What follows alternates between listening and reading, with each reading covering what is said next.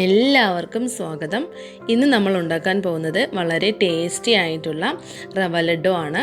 വീട്ടിൽ എപ്പോഴും ഉണ്ടാകുന്ന സാധനങ്ങൾ വെച്ച് പെട്ടെന്ന് തന്നെ നമുക്കൊരു സ്വീറ്റ് ഉണ്ടാക്കാം.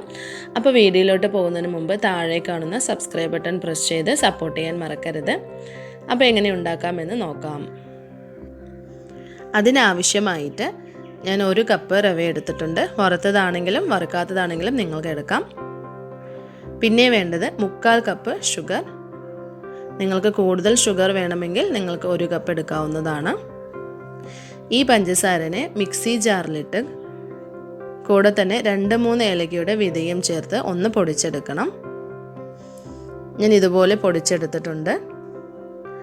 പിന്നെ കുറച്ച് ഉണക്കമുന്തിരി, കുറച്ച് കശുവണ്ടി,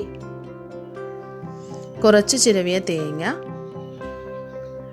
ആവശ്യത്തിനുള്ള പാല്.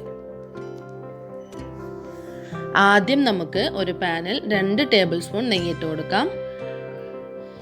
നെയ്യ് ചൂടാകുമ്പോൾ കശുവണ്ടിനെ ഒന്ന് ഫ്രൈ ചെയ്തെടുക്കണം.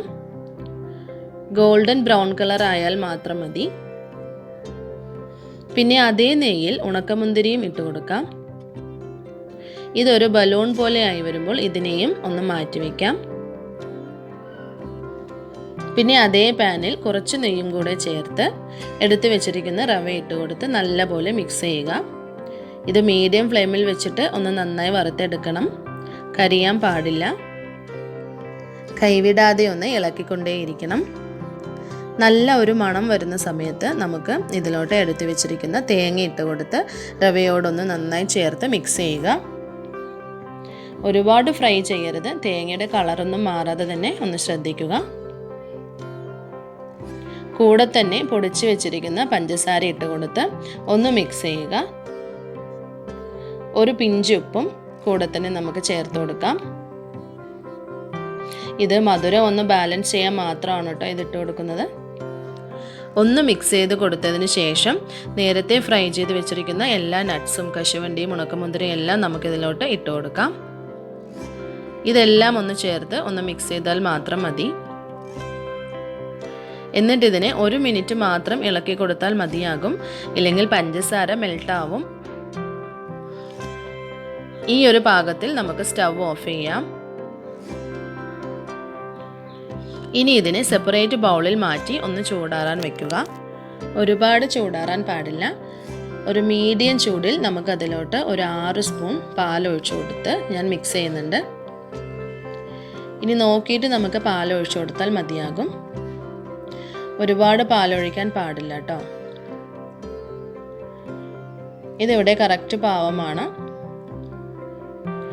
ഇതിനെ നന്നായി കൈവച്ച് മിക്സ് ചെയ്യുക. കുറച്ച് ചൂടുണ്ട്. ആ ചൂട്ടോട് കൂടെ തന്നെ ഒന്ന് മിക്സ് ചെയ്യുക. ഇനി ഇതിനെ ഉരുളകളായിട്ട് പിടിച്ച് മാറ്റി വയ്ക്കാം. ഇത് പൊട്ടിപ്പോകുമെന്ന് പേടിക്കണ്ട. ആദ്യം നമുക്ക് ഒന്ന് ടൈറ്റായി ഒന്ന് പ്രസ് ചെയ്ത് പിന്നെ ഒന്ന് റൗണ്ട് ഷേപ്പിൽ ഉരുട്ടിയെടുക്കാം. ഇതുപോലെ ഞാൻ എല്ലാം ചെയ്തെടുത്തിട്ടുണ്ട്. ഇത് 1 മണിക്കൂറിന് ശേഷം മാത്രം യൂസ് ചെയ്താൽ മതി കേട്ടോ.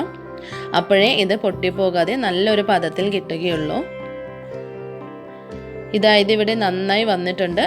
നിങ്ങൾക്ക് അഡീഷണൽ ആയിട്ട് ഏത് നട്ട്സും യൂസ് ചെയ്യാം കേട്ടോ. ബാദാം, പിസ്ത ഏത് വേണമെങ്കിലും ആഡ് ചെയ്യാം. അപ്പോൾ നിങ്ങളിതെല്ലാവരും വീട്ടിൽ ട്രൈ ചെയ്ത് നോക്കിയിട്ട് നിങ്ങളുടെ ഫാമിലീസിനും ഫ്രണ്ട്സിനും എല്ലാവർക്കും ഒന്ന് ഷെയർ ചെയ്യുക. മറക്കാതെ ഈ ചാനൽ സബ്സ്ക്രൈബ് ചെയ്യുക. Thank you.